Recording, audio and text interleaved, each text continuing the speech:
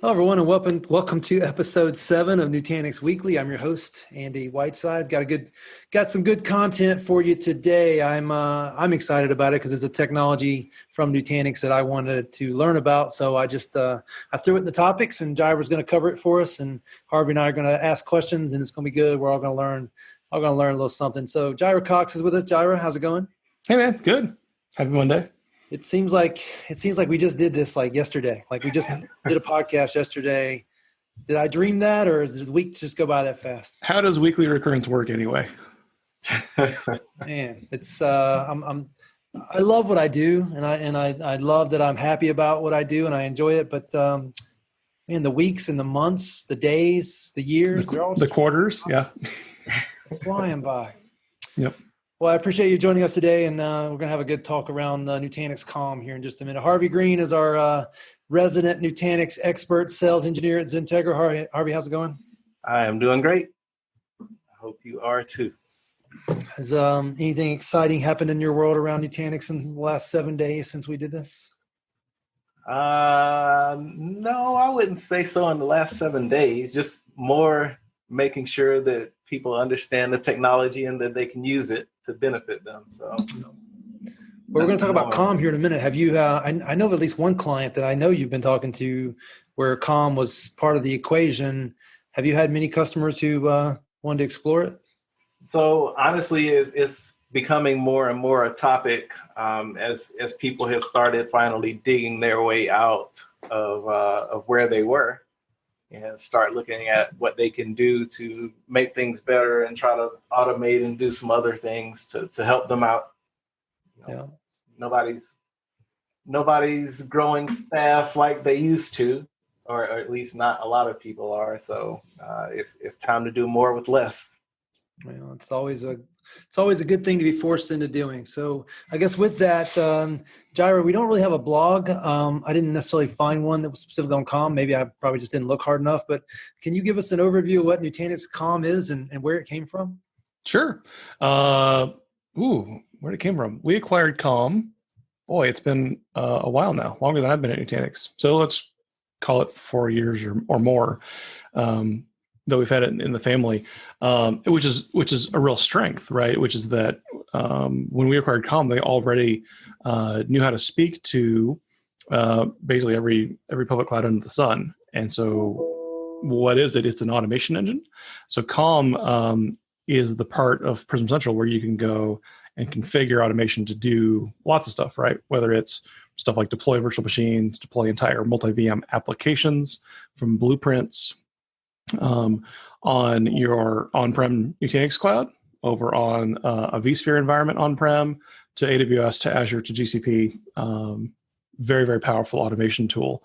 I like to usually back up with customers and say, like, we're such huge fans of automation, right? That we're all in both feet. Like, you need to be automating more than you probably are now, but everybody starts that journey differently, right? So Calm is the advanced part of automation in the portfolio. Even before this, right, you can do stuff in Prism Central that is like low code, no code automation, where it's like click buttons, almost like IFTTT, like when I do this, then you go do that, and then send me an email and say it's done. And you're not writing code, right? You're just chaining together a bunch of actions, which is all automation is.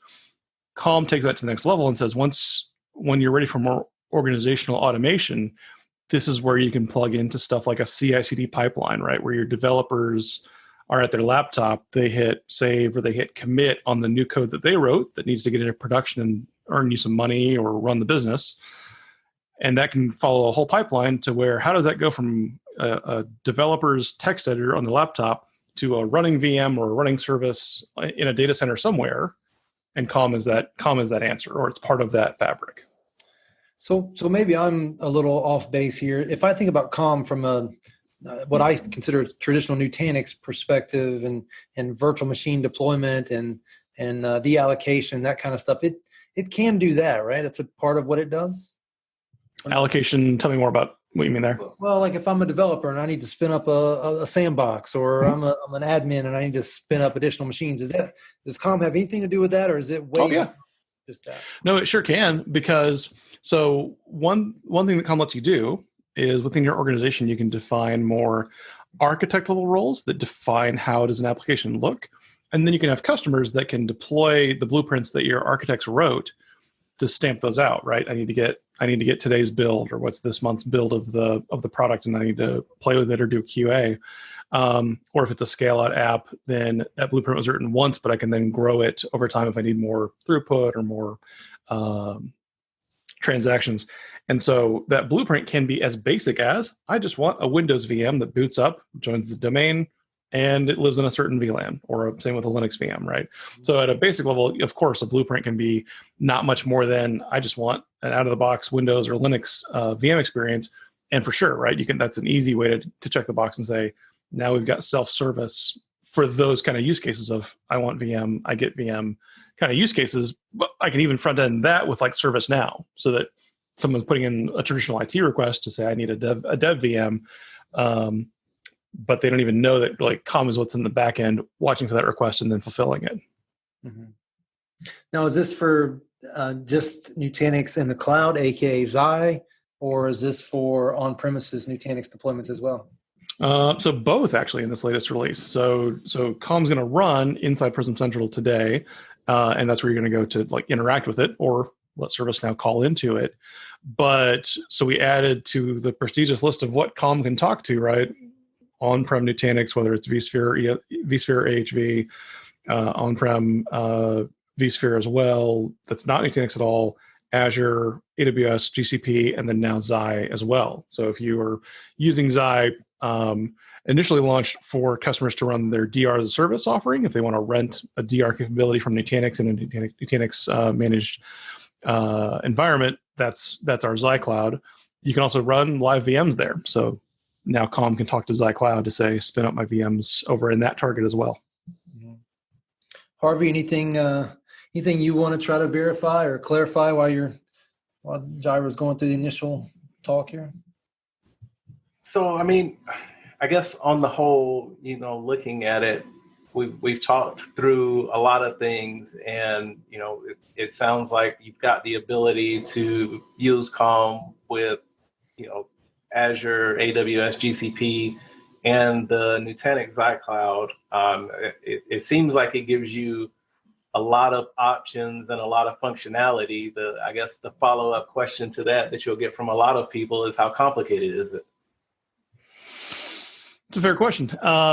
Like any powerful tool, it has a little bit of a learning curve of how do I do this or how do I do that within the tool.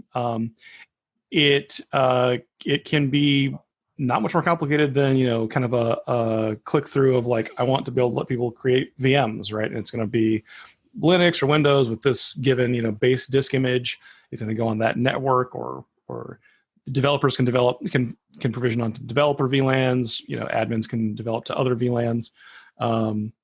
So yeah, with the single VM blueprints, right? It is a blueprint, but it only contains a single VM. It's pretty quick and easy to get it up and running, and that's after it was quick and easy to get installed in the first place, right? Because this is our reality, right? Right. I tell customers this every day. You guys even sell services to make it true. The cluster itself stands up in maybe an hour is worst case scenario. Prism Central is a one-click deploy after that. So now your Prism Central VM or VMs is running, and it's not even lunch yet. Once you're on Prism Central, it's literally, again, you saw it coming, one click to turn on COM, right? There's no other additional install or more virtual appliances to spin up. It's literally just a feature in Prism Central that you just start using. So it's easy to install, but then, for basic use cases, it's also easy to craft within COM. How do I make my single VM Linux blueprint or single VM Windows blueprint? So yeah, really, really dramatically quicker time to value with COM. So. Right. And then, a really key differentiator for it is we spend a lot of time, I do this too with my customers, talking about using COM to deploy things, but day two matters as well, right? The answer is not always an agile process where I will to do an upgrade, I will deploy a new one and load balance over to it and kill the old one and do a whole blue-green thing. Sometimes I just have VMs that just need to live and get in-place upgrades, right? Like traditional old-school software updates. And so COM doesn't leave you there alone for day two either, with the ability to do stuff like repeatable actions, right? So maybe it's an action like join the domain, or flush temp directories, or install the latest antivirus agent on a net new deployment. These actions that you can imagine would be repeatably done within an environment a bunch. So you can actually make a task library. It's called runbooks here in Calm 3.0, to where I can take that repeatable action and use it. Even like patching, right? What if I want to tell every Linux VM, go out there and do a sudo apt-get, sudo apt upgrade over and over again? How would I do that on a massive scale? I can make that one runbook action in Calm and then target any Linux VM with that action. So now we kind of go past the initial setup for virtual machines and, do this one with 2 CPU and 8 gigs of RAM. And now you're going into the actual VM and doing things within the VM after the operating system is already there. So there's a lot more functionality behind that and abilities behind that you don't necessarily have out of the box. For sure. Yeah. Well, and even I like to encourage customers to dream bigger, right? Does your ops team have if the pager goes off at 2 a.m, who knows? What is a pager? You get the alert, pager duty, bugs you at 2 a.m, and you got to go do that same task, kick over a service on a VM that fell over yet again. People know how to do it, but it's a checklist or a runbook. Take that out of the runbook, make that a button, right? Don't make the sleepy human at 2 a.m. follow the procedure to do this thing. If it's a procedure, make it a button. They go into Calm, they click run this action on that VM, done, right? More repeatability, more automatability. So theoretically, you could have a lesser skilled third shift person handle things that normally you'd have to wake up the super admin for. Yeah, it lets anybody with more, or even like a developer, right? The developer has the most intimate knowledge of the application, so they know what procedures the application responds to, whether it's like, hey, I need to do a quiesce before I do a snapshot or something like that. That would be more of a coordinated activity. The person with more closer to the metal knowledge of how the application runs gives the procedure or the button to someone who just needs to be the operator role and needs less intimacy with that application because they run 1,000 applications, not just yours.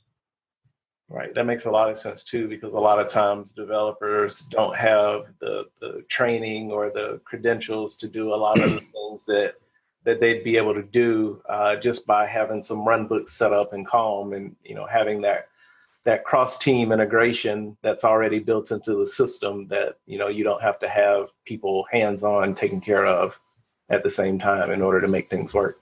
That's fair. Yeah. Hopefully they can't touch production in a lot of environments, but and there's even an application packaging component to this, right? Obviously Calm can integrate with lots of stuff, like Ansible or Jenkins or on private repos. But the ability for the application team to package up, here's this month's release and send over the payload to say, here's what you can load up into Calm, here's what you can then deploy. But maybe they've packed in all kinds of like troubleshooting routines or export logs or other programmatic functionality, right? That maybe operations would click that button to do that if asked to by the application team, but they don't have to actually give direct access, right? The application team can almost bake troubleshooting actions into the application blueprint when they package it up and send it over.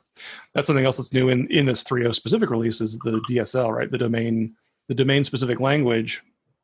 So if you picture an application blueprint, and if it's complicated, right, with like multi-VM database with synchronization, maybe scale out app tier so that you can get more horsepower for that application, maybe web servers at the front with a load balancer in front of all of that. We're talking multiple VMs here. In the Calm diagram of how do I lay this out, it looks an awful lot like a whiteboard, right? Like an architecture structure of an application. And of course, there's a GUI for making all of that. But what's new and what's cool in 3.0 here is the ability to have a DSL, the domain-specific language, which it runs within Python, and you can describe all that as code. So when you can describe all that as code, now I can put that in source control. And the way that I build the new blueprint is even source controllable. So I can update the blueprint that builds the blueprint, if you will. And when there's a new release of that, I can roll back, I can roll forward, And then I can generate those blueprints even faster and more repeatably, more predictably to give to the team that wants to go deploy them if they want to do that. Nice. So, I mean, in general, right, automation is key. One thing that I listen to tech podcasts in the shower. This is probably not real news, not ours, but other tech podcasts. This is probably not news to anyone here. But I was catching one the other day that was talking about, picture any recent hack, right? I'm sure we're all thinking of the same one because it's got a lot of mind share right now. The compromise, it's all early days, so who knows? I'm not an authority on any of this. Do not listen to my advice. But one of the things that is suspected right now is that the compromise occurred in the build process. So they didn't inject bad code into the repos of the application that got compromised and then went out to customers. It was the build process itself that got compromised. Right. So now put yourself in the mind of a typical shop that writes software for a living, right? That they're packaging software to sell, and that's the business. I bet you $1 that for most shops, the build process, it works more like an appliance. It's built once. It's probably built by hand. It's built artisanally of handcrafted ones and zeros. It's not part of the agile process. The agile process makes the software that goes into the pipeline, but the software packaging pipeline is more or less static. But as we live in 2021, and we're all one email away from a disclosure that like something is compromised, go seal it off, prevent it, fix it, remediate, heal it, pull logs for what did it touch, talk to, all that good stuff. That Calm is going to be one fundamental element of treating your entire world as infrastructure as code, right? How would you, if you were that company, how quickly would you go back and rebuild your software development pipeline, right? Do you have a blueprint for that too? And can you deploy that in a zero trust model quickly and repeatably? It's just one example, right, of why is it worth automating everything, probably more than you even think you ought to today. Yeah, automation is not necessarily just for convenience. It's for repeatability and consistency, right? Yeah. Right. Well, and part of that too, which I love to highlight about automation, you can't automate something unless you have your process together, right? You can't just take some dirty, filthy process. Yeah. Automate it. I see a lot of people trying to do that. And like, no, you got to have your process, your steps defined. So I used to work with a Unix admin, and he used to script everything. He could automate everything, and he just had task schedulers that would do his work for him. And that was awesome. But he had his stuff so together, right? And anytime he wanted to write a script, anytime I wanted to write a script, he'd make me draw it out, like write it out. Like, don't just start coding it, write it out and show the workflow and the process. And then from there, then you should be able to write a script that aligns with it. And from there, be able to automate and get the knowing what you want to do is 90% of it. Yeah. Right. And to be frank, that's where people like I struggle. I just want to grab the keyboard and start pounding out the code. And, that's not the way to do it. And I'm with you. When I have to script, it's like every new line, I'm like, test that. Okay, now write another line of code and test that. And it's like, I don't have that game plan up front. Yeah. Yeah. Hey, so Jerry, I was going to ask you to maybe go through some examples, but I think you did. If you look at the link I sent you in the chat window, it's a pretty good article. And it talks about like features, and I've clicked on the feature tab here, and I just kind of want to walk through this with you. One feature that it covers in detail is the application lifecycle management, which I think we're kind of just covered, right? We covered the end-to-end view of how the app came together and how to automate that and get more repeatable value out of what you can do with Calm. Any additional comments on that one? The just the ability to what's great is that since it's a multilingual framework, and you when you write a blueprint, it is cloud provider agnostic. There's nothing about a blueprint that makes it Azure centric or Nutanix centric or AWS centric, and so that gives you a really powerful ability to write it once, but then deploy it in different clouds when you go to do that, right? And Calm, even if you care about the financials, Calm will even tell you, hey, this VM stack or this multi-VM blueprint costs X in AWS, costs Y in Azure, and costs Z on-prem, right? And you can get that information beforehand before you go to deploy it, which also helps you with how do you do dev test correctly, right? Like, is dev on-prem and prod is in the cloud? Is dev in the cloud and prod comes back on-prem? Doesn't matter. You wrote one blueprint once, and you're just making a deployment time choice about where it's going to target. So yeah, John, as we're going through this, is there any one smoking gun reason why Nutanix bought this product and put it into the portfolio? Is it just a spectrum of things like we're talking about? From my view of the world, I think it's all of them, right? It's out of the box. It was so multilingual, right? Talk to all the major cloud providers. We just taught it to talk to Nutanix as well. Is there an element of this that's preparing Nutanix for the future where you have on-premises workloads that go to the cloud, Xi clusters, and then comes back? And is that part of what this thing's being built to do? I think it's part of what we almost actually already can do, really, right? Because with Move, we've got multi-cloud portability, right? I think to and from AWS today, and that's at the VM level. You can already, if you wanted to run a Nutanix cluster in AWS, just replicate those workloads up there, run them up there, like we talked to Kaplan about a few weeks ago, right? If your goal is get the cloud migration done ASAP, you could try to forklift your VMs as you go, or guess what? A couple of clicks, you have a Nutanix cluster, move your VMs to the cluster up there. And now if you need to do a cloud native refactoring, do it from in the cloud to elsewhere in the cloud. So yeah, cloud portability, I think it's something we firmly believe you have to have the agility to do as an organization, period, right? No matter what the tool for that is, whether that's a cluster to cluster replication migration, whether that's using a move tool at a VM level, or with Calm, like a redeploy to a different cloud approach, depending on, what's the data look like, what's the gravity of it, what's the right move for your organization. Yeah. Hey, Harvey, I think I cut you off. You were going to ask something or make a comment? Yeah. And so one of the things that I was actually going to bring up again that Jaira hit on is the ability to code once and have it work in multiple places. I can't tell you how many conversations I've had just over the past 3 to 6 months of people who have had their own homegrown development software that they put together in-house that they have to retool and redo, because now instead of making it work on-prem, they have to make it work in Azure. And they're going through like a Herculean type effort to make sure that things will work now that they are moving from on-prem to Azure or to AWS. The ability to have the consistency across public clouds or on-prem private clouds, I think is a very big key that I wanted to make sure to highlight that people won't overlook. Yeah, consistency is a huge. Consistency is, it's not the only value, but it's a huge value, right? Almost hard to say which one's more important, but like if you're a regulated organization, you've got to have, the right kind of IDS on every endpoint on the network. Having those VMs be built in a repeatable fashion that is also, it's even auditable. Like, how did that VM get built and when and who did it and what day? Right. It's worth its weight in gold, right? Jaira, I kind of want to change topics on you, but I'll let it slide. I do want to talk about what maybe a live migration between an on-prem cluster and an Amazon hosted cluster might look like. But we can cover that at the end, or maybe a different topic. All right. So another feature that's called out at a high level here is self-service provisioning with Nutanix Marketplace. Where does Calm fit into that world?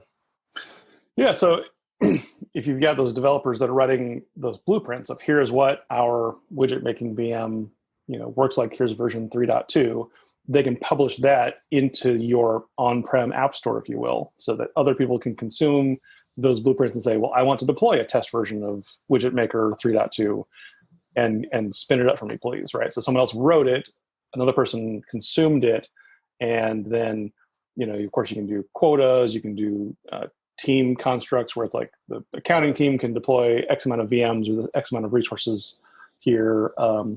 You can publish multiple blueprints, of course. You can have, here's, I want a regular Windows vanilla VM or a vanilla Linux VM, or I want something customized, right? I want a Postgres VM. I want a MySQL or a LAMP stack or whatever you want.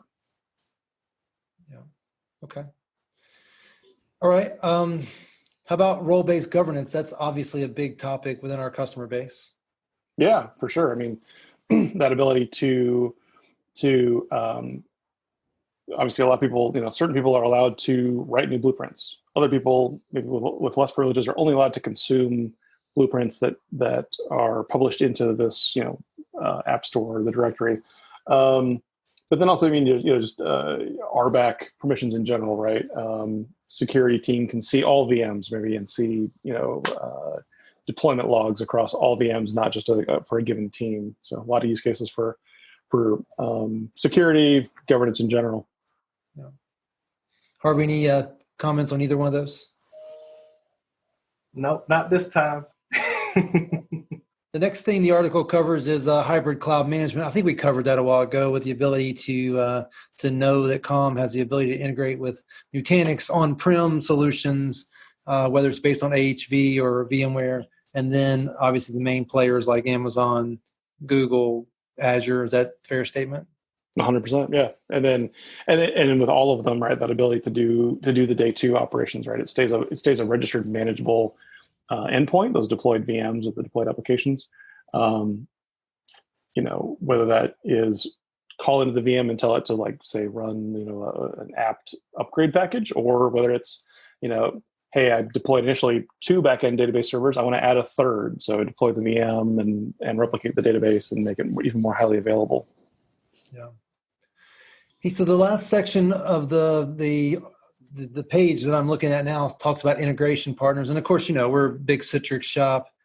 Help me understand what COM would do for a Citrix shop with or without Nutanix OS, Nutanix's HCI solution in place. Sure.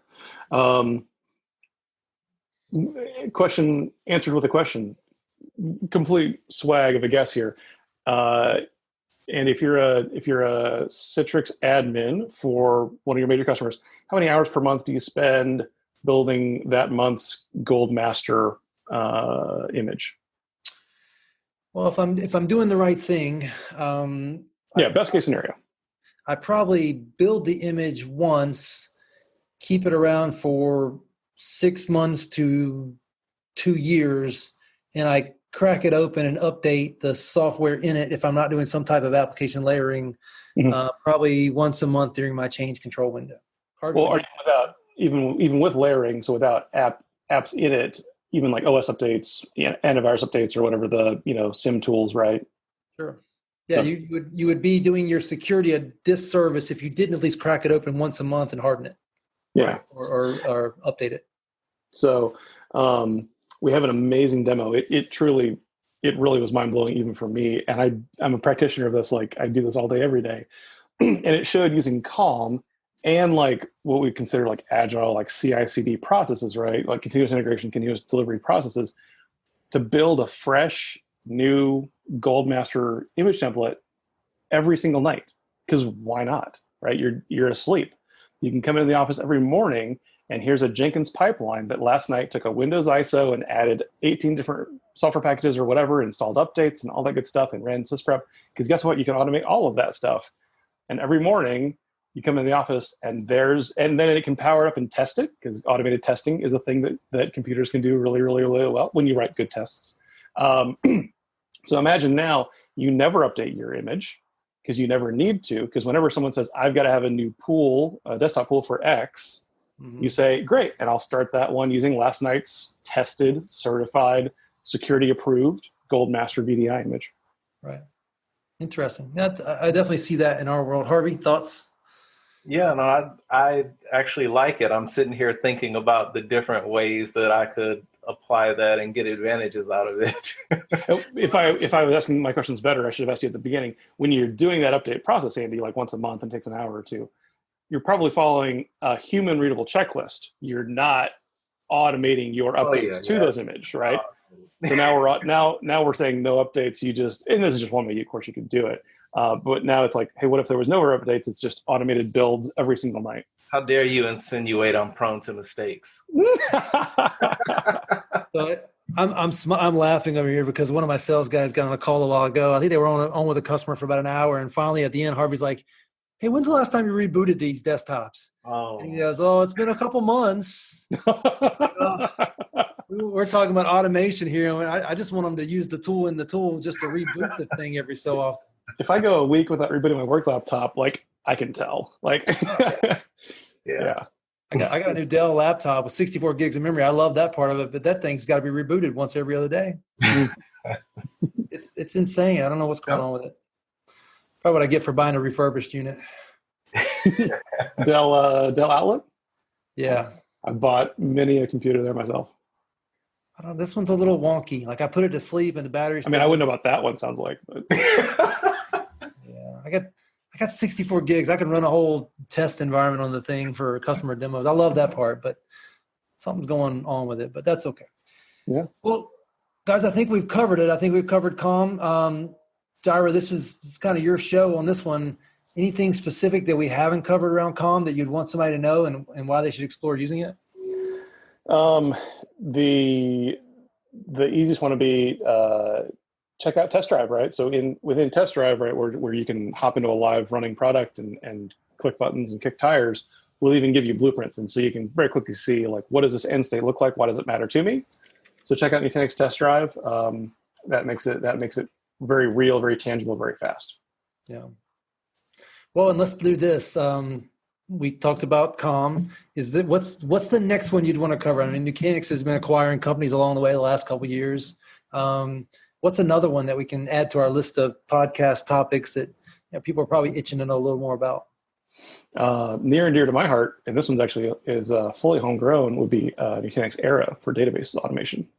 So we have, and it's interesting to follow this one, to follow COM with Era, because Era is almost more like, I describe it as, for databases, there's a finite list of things that you do with databases, right? Snap, clone, restore, provision, all that jazz. Mm-hmm. And so it's continues the theme of automation, but it's even more like all the actions are pre-written for you, right? There's not like write your own scripts to do, a deployment. It's more of a out of the box functionality because we kind of already understand what you want to do with your databases. Now, when I set you up with that question, I was hoping you'd give me something extremely sexy that people just couldn't wait to come back for. I think database automation is sexy. Can we just get that on the record? Well, you've already told us that you listen to tech podcasts in the shower. I'll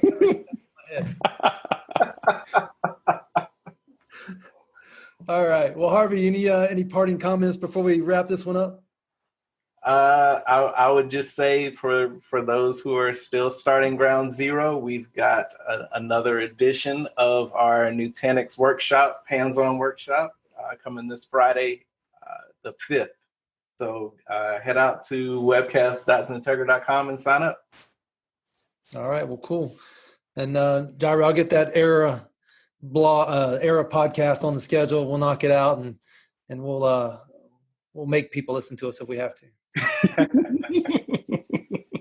All right, guys. Well, thanks. This is good. I feel like I know what COM is now. Hopefully our listeners do as well, and they know how it could be useful in their environment, and they see Nutanix make an investment in the entire portfolio, not just in the roots of where it came from.